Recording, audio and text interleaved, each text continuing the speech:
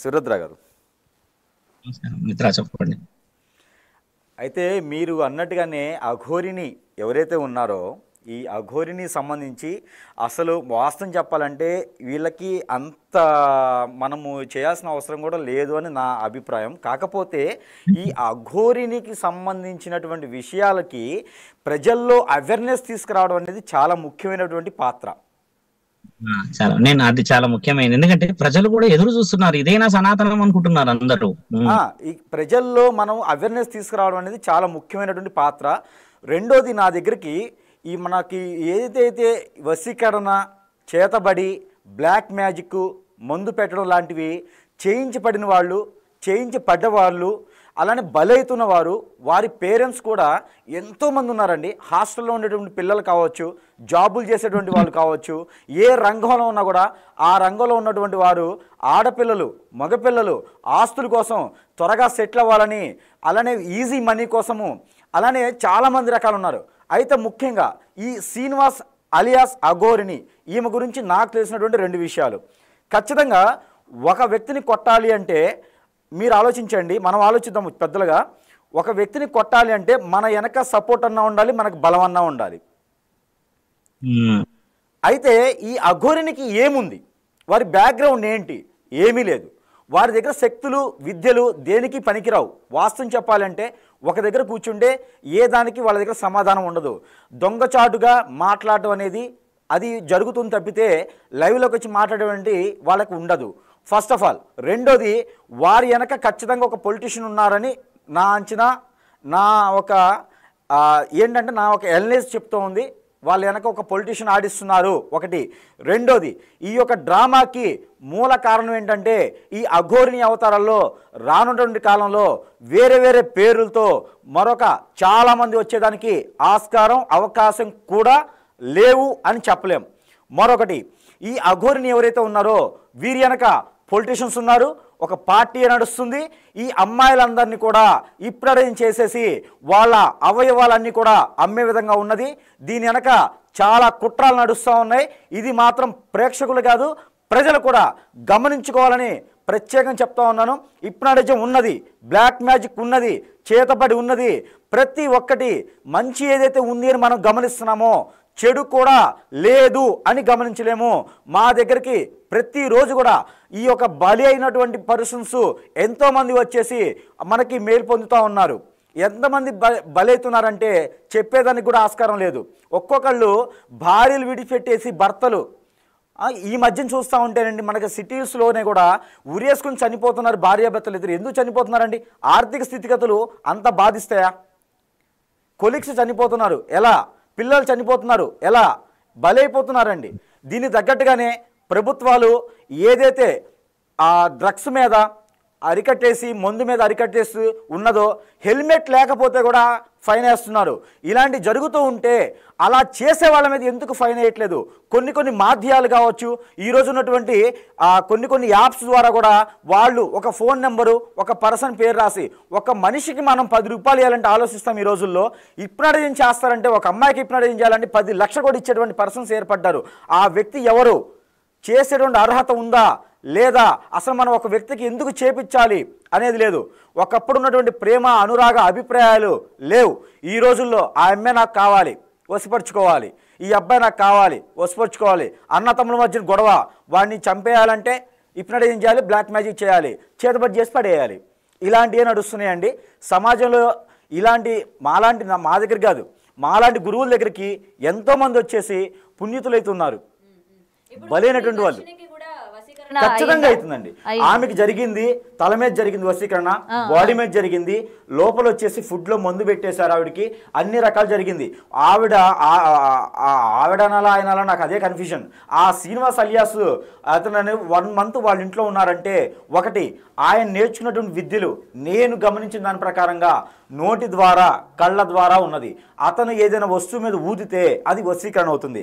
కళ్ళతో చూసి మాట్లాడితే వారు వశీకరణ వేసి వాళ్ళ దాంట్లోనే ఉండిపోతారు, వాళ్ళ జాస్లోనే ఉంటారు. వాళ్ళ జాస్లో ఉన్నారు కాబట్టి నెల రోజులు ఆ వర్షిని వాళ్ళ ఇంట్లో ఉండగలిగాడు. ఆ తర్వాత వెళ్ళిన తర్వాత వాళ్ళ కొంచెం మైండ్ వచ్చేసి ఈ అమ్మాయిని అయితే తీసుకుపోయినది. ఆమె పెళ్లి చేసుకున్న ప్రయోజనం లేదు. వశపరుచుకొని పెళ్లి చేసుకున్నారు. మిమ్మల్ని వశపరుచుకోవడం పెద్ద సమస్య కాదండి.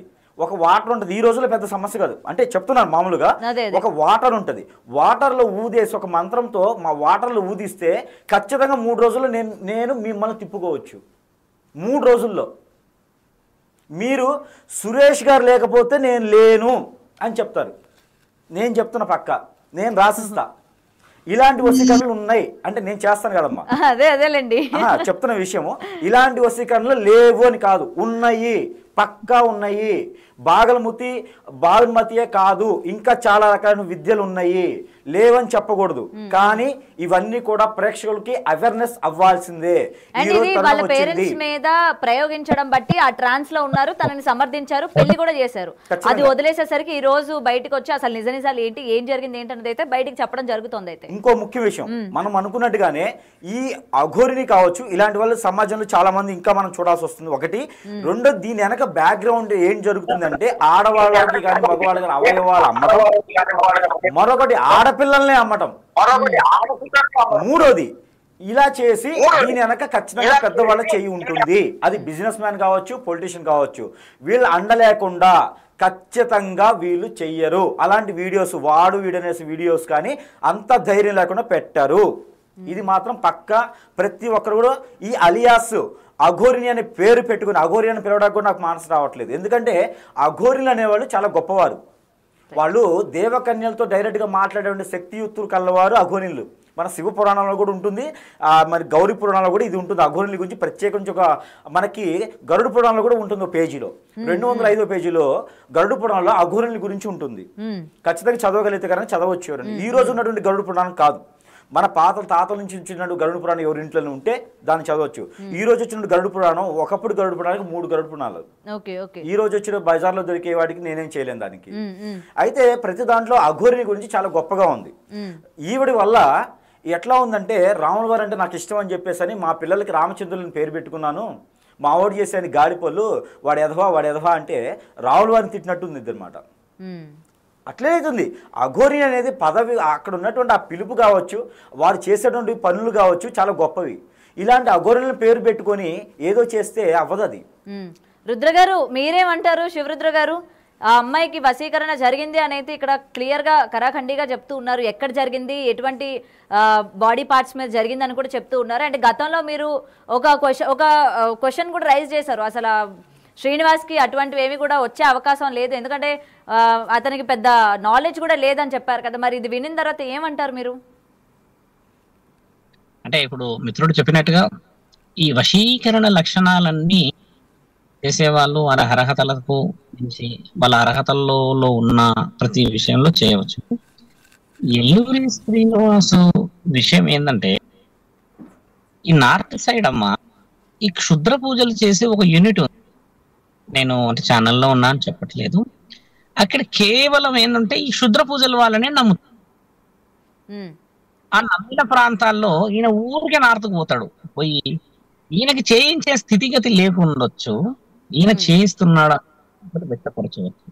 ఎందుకంటే గురు సాధకులని సాధువులనే దుర్భాషలాడే పరిస్థితిలో ఉన్న నీకు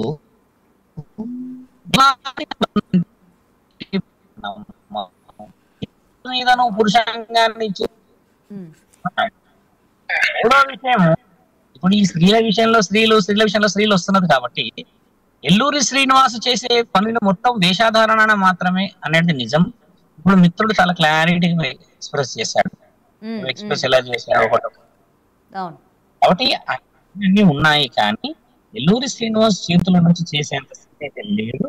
మేము సాధువులమేగా, మాకు ధర్మానికి సంబంధించి ఎన్నో విషయాలు చేయడానికి ముందుకు వస్తాం. కాబట్టి ఈ విషయ వివరణలో ఎల్లూరి శ్రీనివాస్ అంతా ఒక యోని పూజ అని, ఒక భార్యాభర్తల మధ్యలో సంసార సాగరానికి సంబంధించిన విషయాలని, తర్వాత ఇలా కొన్ని విషయాలు ఎక్కడైతే బలహీనంగా ఉండిపోతారో ఆ బలహీనంగా ఉండే వాళ్ళని ఉపయోగించుకుంటారు.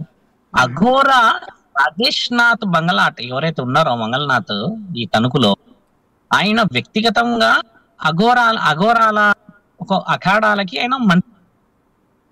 ఆయన దగ్గర వర్షిని శిక్షకురాలు, అంటే ఆయన శిష్యరికంలో ఉంది.